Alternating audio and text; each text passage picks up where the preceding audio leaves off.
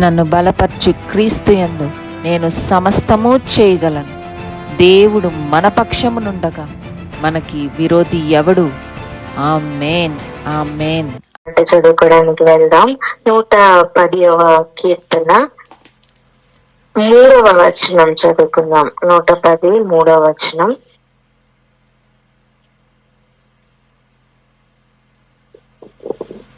కీర్తనలు 110 3వ వచనం.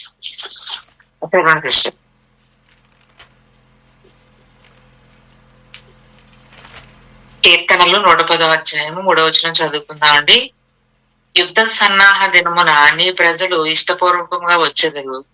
నీ యవనస్తులలో శ్రేష్ఠులు పరిశుద్ధాలంకృతులై మంచువలే అరుణోదయ గర్భంలో నుండి నీ యొద్దకు వచ్చెదరు.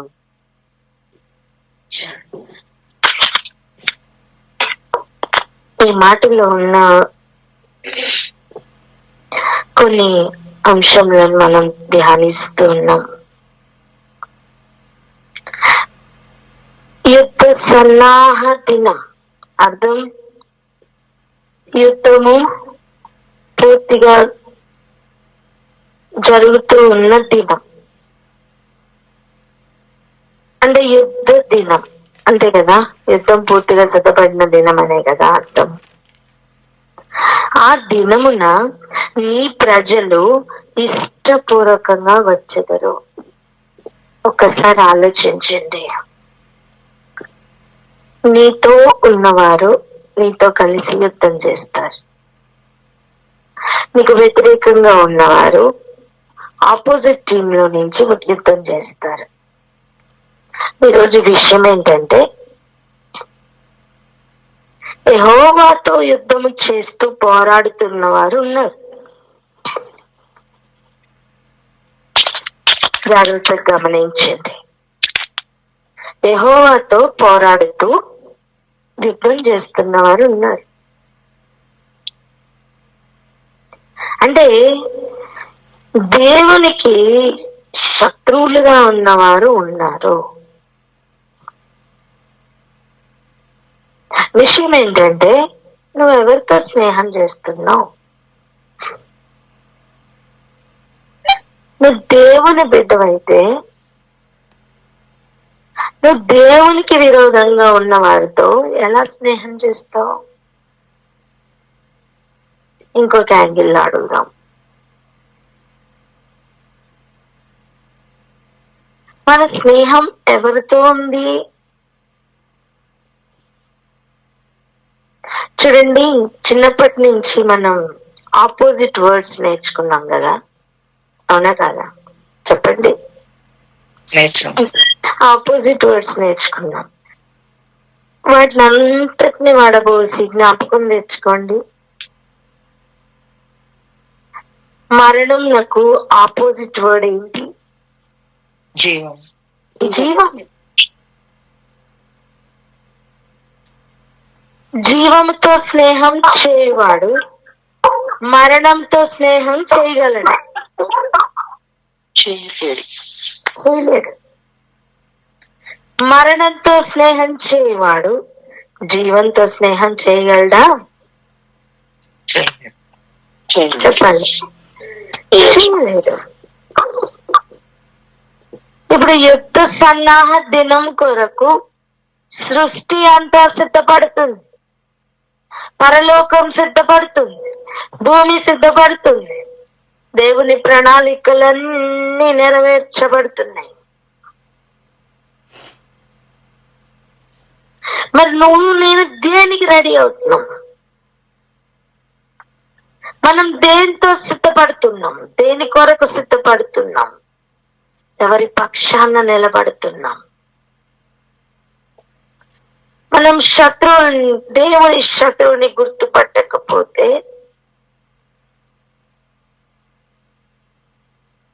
ఎలా? బుద్ధి, జ్ఞానం, సర్వసంపదలు ఆయన యొద్ద ఉన్నాయి. వాటిని అడిగి పొందుకోవాలి, వెతకాల, వాటి మీద ఆశ కలగాల. వెండిని వెతికినట్టు, బంగారం నువ్వు వెతికినట్టు వెతకాల. చెప్తున్న విషయం ఏంటంటే, ఆయన శత్రువు నీకు మిత్రుడు ఎలా అవుతాడు?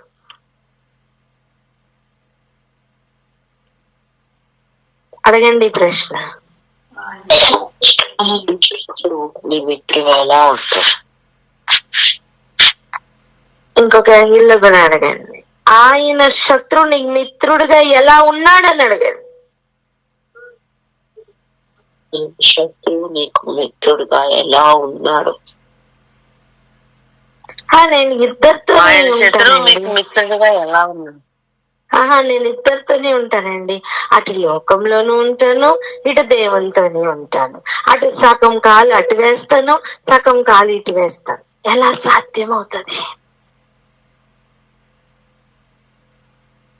నేను రాయబారిగా పెట్టినవాడు ఎవడు?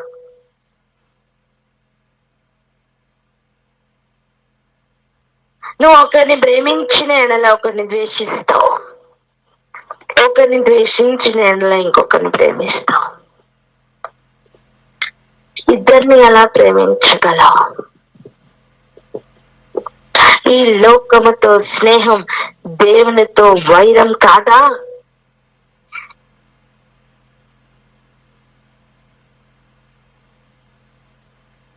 దేవునితో వైరం ఉన్నప్పుడే కదా లోకంను స్నేహించగలం.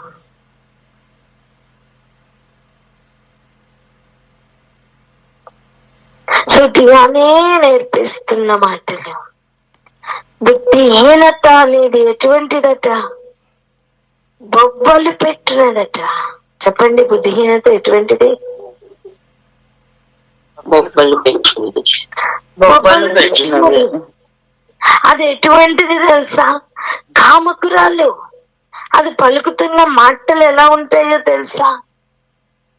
చూడండి, సామెతలు 7వ అధ్యాయం 16వ వచనం చూడండి.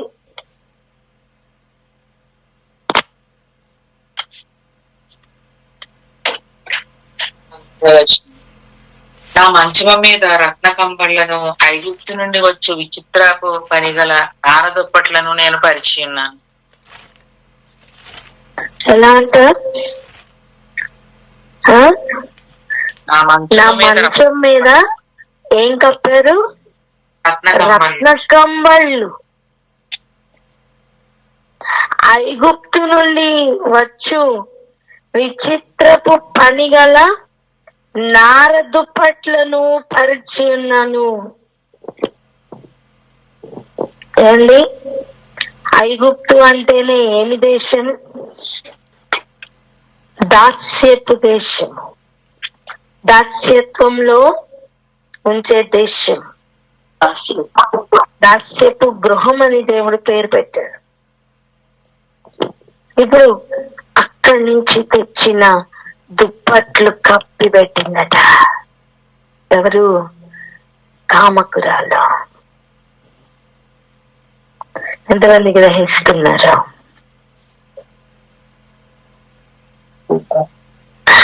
నీకు ఆ మాట వింటున్నప్పుడే ఇరిటేషన్ రావాలి. అసలు ఫస్ట్ ఆఫ్ ఆల్ దాంతో డిస్కషనే పెట్టకూడదు. నువ్వు ఉపదేశం పొందుకొని బయలుదేరిన వెంటనే సందులో నేను చూసి అది పారిపోతుంది. నువ్వు ఉపదేశం పొందలేనప్పుడు సందులో నిన్ను చూసి వచ్చి కలుసుకుంటుంది. అది వచ్చి కలుసుకుంటుంది అన్నప్పుడే మనకు అర్థం అవ్వాలి మనం దేవునికి దూరంగా ఉన్నామని. జీవం నుండి దూరం అవుతున్నామని అది వచ్చి కలుసుకునేటప్పుడే అర్థం అవ్వాలి. ఆ బుద్ధిహీనత ముచ్చట్లు పెట్టేటప్పుడు, ఇష్టపడి ముచ్చట్లు పెడుతున్నప్పుడే మనకు అర్థం అవ్వాలి మనం ఎక్కడో దారి తప్పామని. కనీసం అది మాట్లాడుతున్న మాటలనైనా గుర్తుపట్టాలి. క్లియర్ గా చెప్తున్న విషయం, ఐగుప్తు నుండి వచ్చు విచిత్ర వస్త్రపు పని గల నార దుప్పట్లను నేను పరచి ఉన్నాను.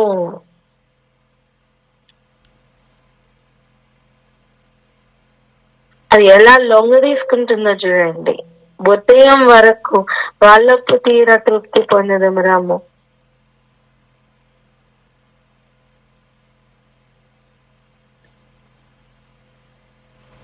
ఏంటి అలంకార రూపకంగానే ఈ మాటలు చెప్తున్నారు. నిన్ను వేటగాడు ఉరి వడ్డినట్టుగా ఉరి వడ్డి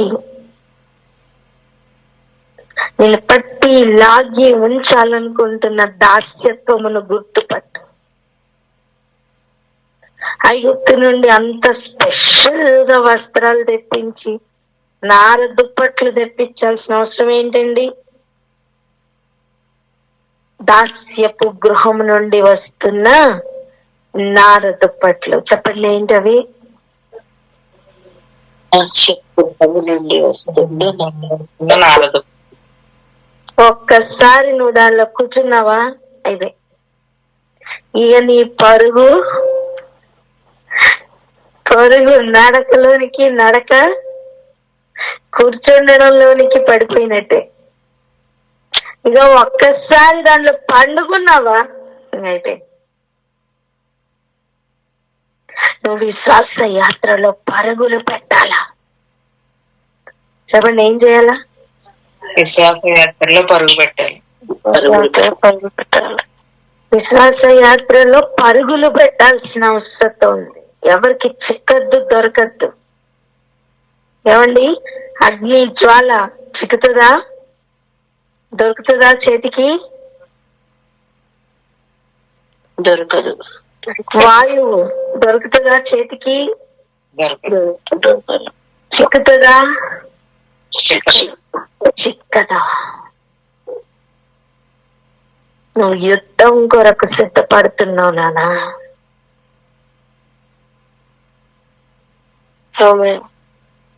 శత్రువుల యుద్ధ నుండి వచ్చిన దుప్పట్లతో నీకేం పని? అర్థమవుతుందా?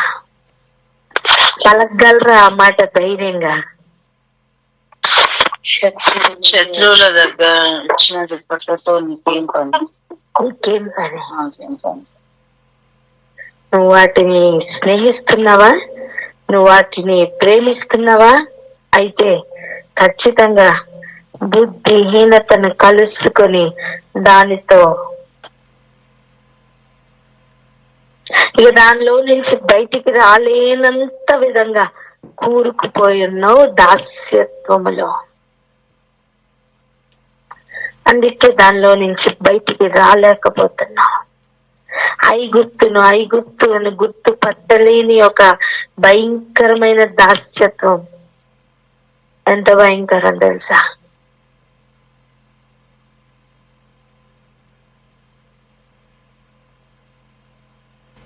ఒక్కటే విషయం ఆలోచించండి.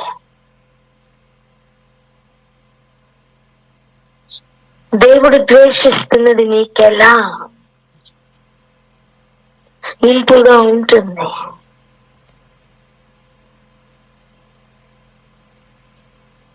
దేవునితో ఎల్లప్పుడూ పోరాడుతూ ఉన్నది నీకెలా స్నేహం చేయడానికి ఇష్టంగా ఉంటుంది? యుద్ధ సన్నాహ దినం ఆసన్నమవుతున్న వేళ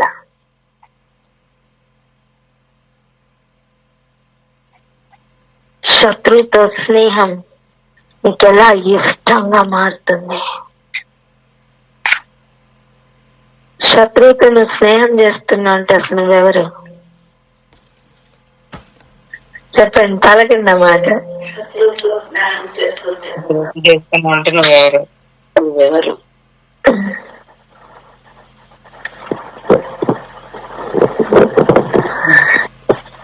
యుద్ధం యెహోవాదే.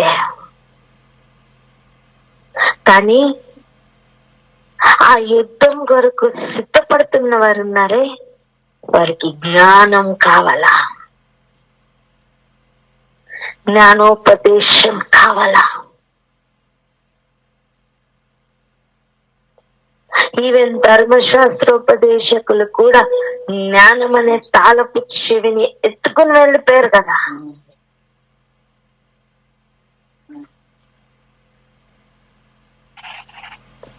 ఆ జ్ఞానమును అనుసరించే కదా దేవుని మార్గములు బోధించాలి. తిన్నని మార్గములు వంకరివని, వంకరి మార్గములు తిన్ననివని చూపిస్తున్న ఐగుప్తును గుర్తుపట్టవా?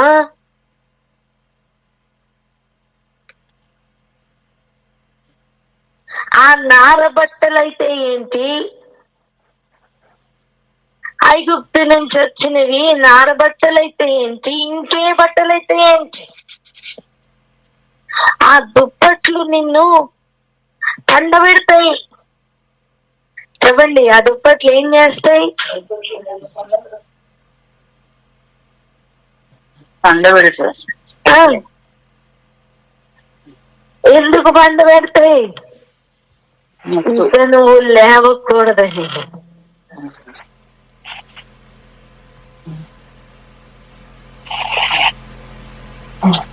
ఇక నువ్వు లేవకూడదని. అది అది అల్లిన, అది అది వేసిన master plan, mega master plan ఏంటో తెలుసా? తన త్రోవను చక్కగా వెళ్లే వారిని చూసి జ్ఞానం లేనివాడా ఇక్కడికి రమ్మని పిలుస్తున్న ఒక అనుభవం. తెలివి లేనివాడు ఒకడు వస్తుంటే చూసి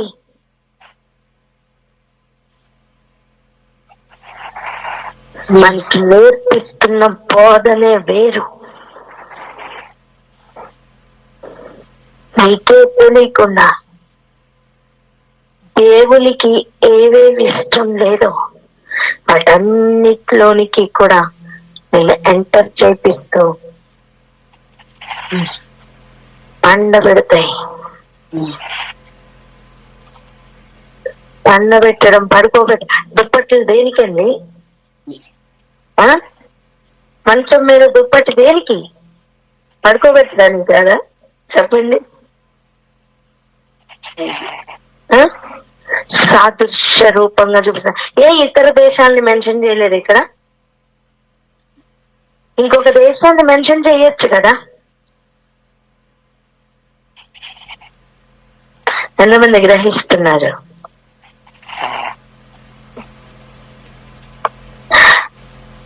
ఐగుప్తు అనేది నీకు ప్యారలల్ గా పనిచేస్తున్న ఒక జాగ్రత్త, నీతో పాటు పరిగెత్తగలిగిన ఒక ప్యారలల్ లైన్ అది.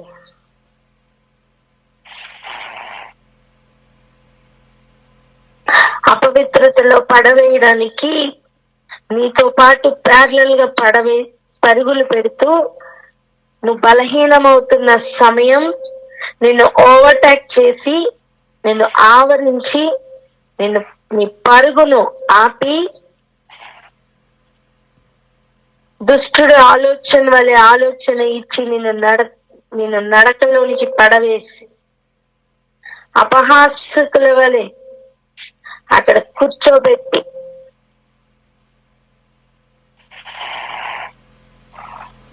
ఇక ఆఖరికి నిన్ను దుప్పట్లు పరిచి పండబెట్టే పెద్ద మాస్టర్ మెగా ప్లాన్ ఇది.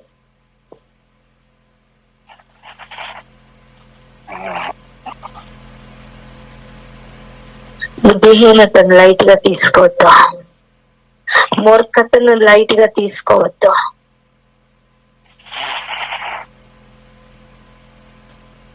లోకం మొత్తం కోడై కూస్తుంది అంటే మనం అక్కడ అలర్ట్ అవ్వాల్సిన విషయం అక్కడే ఉందని అర్థం. ప్రపంచం మొత్తం ఏప్రిల్ ఫూల్ అని చెప్తున్నారంటే అక్కడ మనం ఏ ఫూలిష్నెస్ లో చిక్కుకున్నామో తెలుసుకోవాలి. ఒక్కటే, దేవుని శత్రువు నీకెలా మిత్రుడుగా ఉన్నాడు.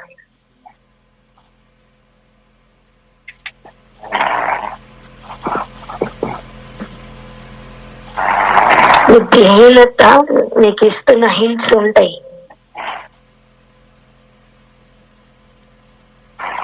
ఐగుప్తు నుండి నార దుప్పట్లు తెప్పించాను అని చెప్పినప్పుడే నీకు అర్థం అవ్వాలి, ఇది నన్ను పండబెట్టే ప్లాన్ వేసిందని.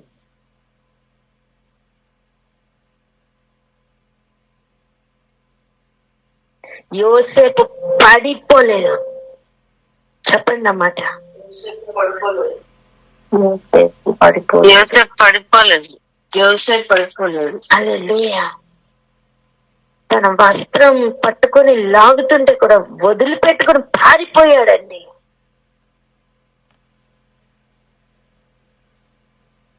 ఉపదేశం నిన్ను పరుగులు పెట్టిస్తుంది. ఆమెన్. జీవమును స్నేహిస్తున్నవాడు పరుగులు పెడతాడండి, విడిపించుకుంటాడు. ఐగుప్తులో నుంచి బయటికి రావడం కష్టమైతే బబులోన్లో నుంచి ఎప్పుడు బయటికి వస్తాం? అడగండి అన్నమాట. కష్టమైతే బబులోనులో నుంచి ఎప్పుడు వస్తాం? యుద్ధ దినం దగ్గర అవుతున్నప్పుడు శత్రువు ఎవరు తెలియకపోతే ఎలా? మనం పోరాడుతున్నది శరీరంతో కాదు. చెప్పండి అన్నమాట. మనం పోరాడుతున్నది శరీరంతో కాదు. శరీరంతో కాదు.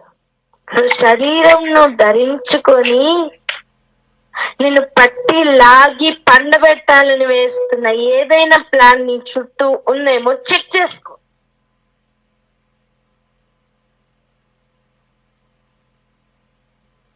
బుద్ధిహీనత అనేది నేను బుద్ధిహీనతను అని ఏమి ట్యాగ్ వేసుకుని రాదు.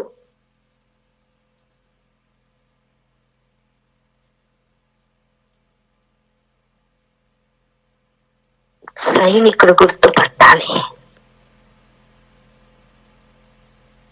సైనికుడైతే గుర్తుపడతాడు.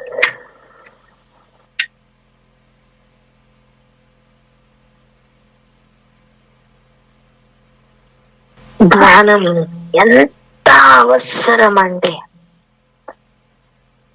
దానితో సమపాళ్లలో వివేకము, తెలివి అవసరం.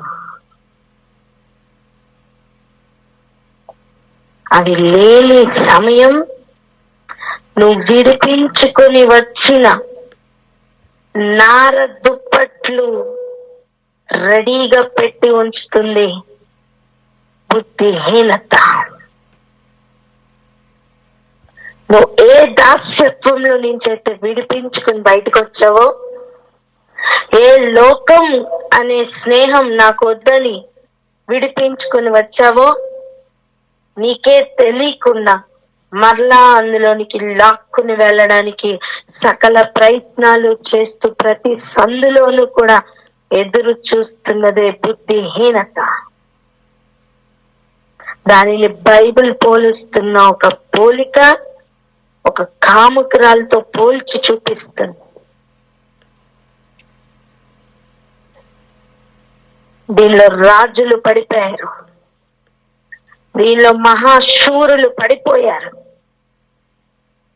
నన్నెవరు పడగొట్టలేరన్న వాళ్ళు కూడా పడిపోయిన చరిత్ర బైబిల్ చూపిస్తుంది. అంత్య దినముల్లో ఉన్నాం, అంత్య గడియల్లోకి వచ్చేస్తాం. మాట ఇచ్చిన వాడు తప్పక నెరవేర్చువాడు. ప్రవచనాలన్నీ కలుసుకుని ఒకదానితో ఒకటి పోటీ పడుతూ నెరవేర్చబడుతున్న కాలంలోనికి వచ్చేసాం. ఒక్క మాట చెప్పనా, అపవాది తన పూర్తి అధికారాన్ని వినియోగించడానికి దేవుడు ఇంకా అనుమతించలేదు. అప్పుడే కాలం ఇలా ఉంటే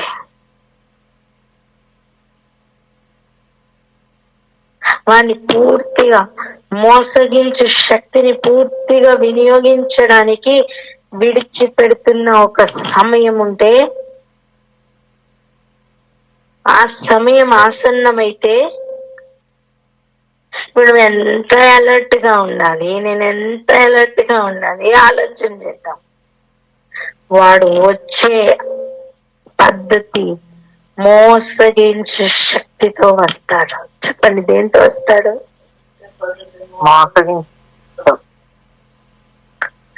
యుద్ధ దినం ఎలా ఉంటుందో అర్థమైందా? అనేకులు మోసపోతారు.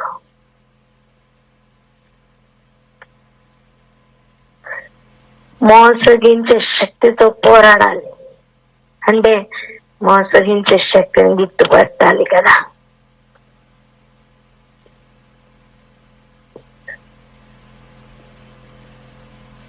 ఇక ఐగుప్తు దుప్పటి పంచను అన్నప్పుడు గుర్తుపట్టాలి కదా కనీసం. ఫస్ట్ ఆఫ్ ఆల్ దాంతో ముచ్చట్లు అవసరం లేదు. సరే, ఉపదేశం పొందలేదు కనుక పెట్టావు. అది మాట్లాడుతున్నప్పుడు అన్నా గుర్తుపట్టాలి కదా.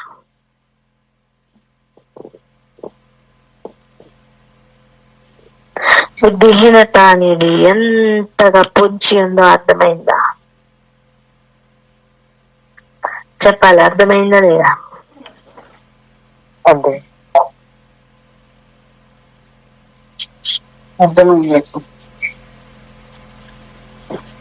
చూడండి, యెహెజ్కేలు 30వ అధ్యాయం ఆ మాటలు కొంచెం జాగ్రత్తగా చూద్దాం. చూడండి, మరియు యెహోవా వాక్కు నాకు ప్రత్యక్షమై ఇలా సెలవిచ్చింది, నరపుత్రుడా, సమాచారం ఎత్తి ప్రవచింపుము. ప్రభువగు యెహోవా ఇలాగు సెలవిచ్చుచున్నదేమనగా, ఆహా, శ్రమ దినము వచ్చనే, అంగలార్చుడి, శ్రమ దినం వచ్చనే, యెహోవా దినం వచ్చెను, అది దుర్దినము, అన్యజనులు శిక్షనందు దినం. ఖడ్గం ఐగుప్తు దేశము మీద పడును. శ్రమ దినం వచ్చినప్పుడు, ఆ యుద్ధ దినం, ఆ విమర్శ దినం, మొట్టమొదటి టార్గెట్ ఎవరండి? ఆయన ఖడ్గం ఫస్ట్ ఎవరి మీద పడుతుంది చూడండి. ఎవరి దగ్గర? ఐగుప్తు. ఖడ్గము ఐగుప్తు దేశం మీద పడును. ఐగుప్తీల్లో హతులు కూలగా కూషు దేశస్థులు వ్యాకుల పడుదురు. ఎవరి కూషు దేశస్థులు? హిందూ దేశం మొదలుకొని కూషు దేశం వరకు వ్యాపించింది ఎవరు?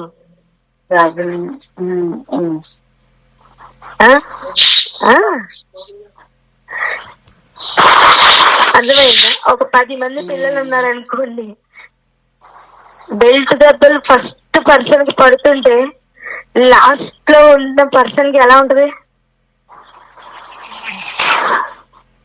చెప్పాలి, ఎలా ఉంటది?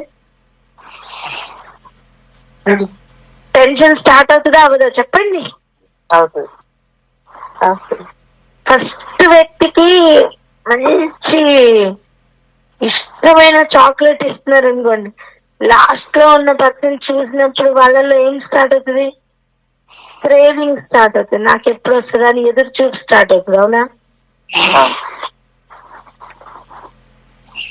అలా కాకుండా ఫస్ట్ వ్యక్తికి బెల్ట్ దెబ్బలు పడుతున్నాయి అనుకోండి, ఇప్పుడు చూస్తున్న ఆఖరి వ్యక్తికి ఎలా ఉంటది? వస్తుంది. అవునా? అలాగా ఫస్ట్ లో ఉన్న ఐగుప్తుకు ఖడ్గం పడుతున్న సమయం, బబులోనుకు ఎండ్లో ఉన్న కూషులో వ్యాకులం స్టార్ట్ అవుతుంది. నేనేమంటున్నానంటే, శత్రువుకి తెలుసు తాను శత్రువు అని, సైనికుడికి తెలియాలి ఎవరు శత్రువు అని. వ్యత్యాసం ఉంది. ఏంటండి? శత్రువుకి తెలుసు తాను శత్రువు అని. వింటున్నారా? శత్రువు ఏమి తెలియక శత్రువుగా మారడు. శత్రువుకి తెలుసు తన ఆరిజిన్ ఎక్కడ అని, తన మూలం ఎక్కడ అని శత్రువుకి తెలుసు. సైనికుడిగా ఉన్న సైనికుడికి తెలియాలి శత్రువు ఎవరో, మిత్రువు ఎవరో, స్నేహం ఎవరితో చెయ్యాలో, వైరం ఎవరితో ఉండాలో సైనికుడికి తెలియాలి. సైనికుడు అయితే తెలుస్తుంది. చెప్పండి అన్నమాట. సైనికుడు అయితే తెలుస్తుంది.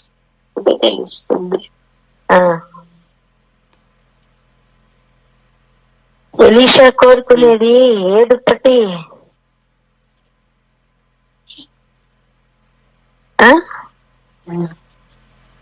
ఏదుప్పటి? ఐగుప్తు దుప్పట? చెప్పండి. ఎందుకంటే డల్ గా ఉన్నారు, నాకు అర్థం కాల. ఎలీషాకి ఏలియా దుప్పటి కావాలి, ఐగుప్తు దుప్పటి అక్కర్లేదు. చెప్పండి.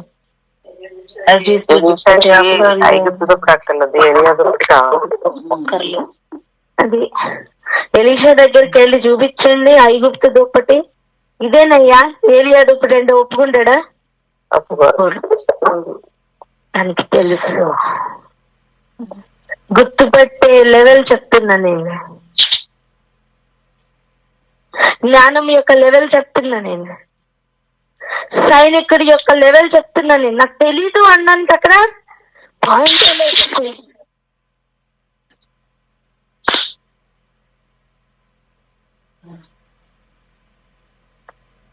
ఖడ్గం ఐగుప్తు దేశం మీద పడినప్పుడు కూషు దేశంలో వ్యాకులం స్టార్ట్ అయింది.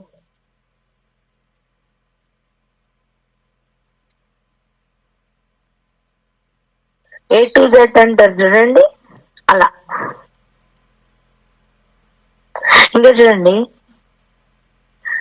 శత్రువులు ఐగుప్తీల ఆస్తిని పట్టుకొని దేశపు పునాదులను పడగొట్టుదురు.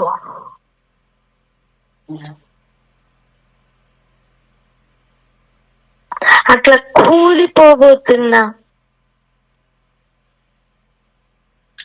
ఐగుప్తు నుంచి తెచ్చిన దుప్పట్లతో పనేంటి?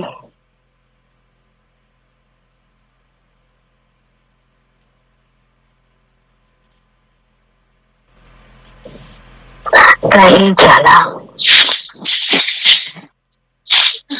జ్ఞాని అయిన వాడు జ్ఞానమును సంపాదించుకుంటాడు. వానికి ఉపదేశం చేయగా వాడు మరింత జ్ఞానంను సంపాదించుకుంటాడు. వానికి జ్ఞానాభివృద్ధి కలుగుతుందట.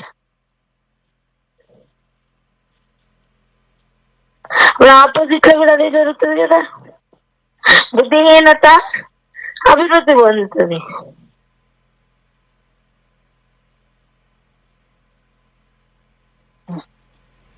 అందుకే ఉపదేశం వద్దని సకల ప్రయత్నాలు చేస్తూ, సకల ఆటంకాలు కలుగజేస్తూ నీ పరుగును ఆపివేయాలని ప్రయత్నిస్తున్న ప్రతి పరిస్థితిని గుర్తుపట్టు.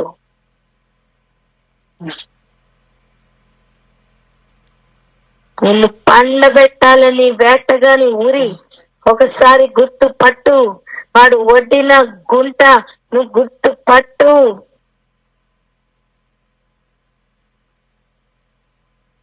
నువ్వు ఇష్టపూర్వకంగా కదలకుండా నిన్ను చిక్కులు పెడుతున్న ఐగుప్తును గుర్తుపట్టు.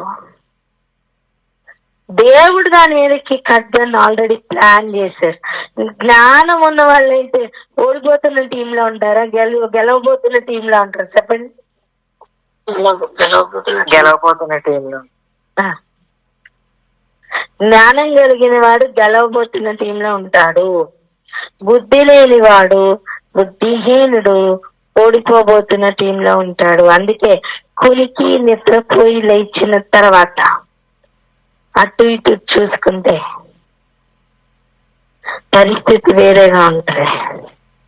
ముందు బానే ఉంటది. హలో,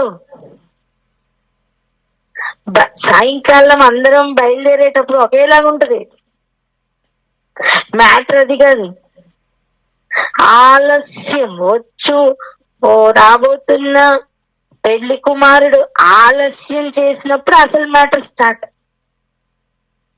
ఏదైనా ఆలస్యం జరుగుతుంది అంటే అక్కడ ఫిల్టరేషన్ జరుగుతుందని అర్థం, అక్కడ సెపరేషన్ జరుగుతుందని అర్థం. కొండ ఎక్కిన దైవజనుడు రావడం ఆలస్యమైంది అంటే దూడ బ్యాచ్ బయటపడే సమయం అని చెప్పండి.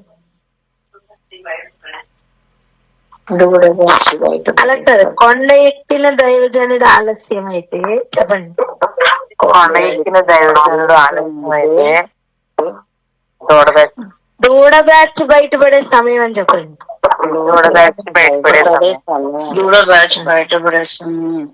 అలా పెండ్లి కుమారుడు రావడం ఆలస్యం అయితే బుద్ధిహీనుల బ్యాచ్ బయటపడే సమయం. అర్థమవుతుందా? కులికి నిద్రపోయిన అనుభవం ఉంటుంది, దాని తర్వాత అర్థమవుతుంది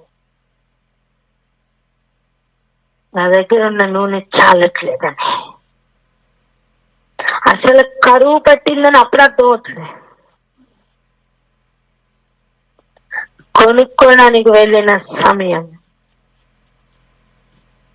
తిరిగి వచ్చేసరికి సమయం ఉండదు.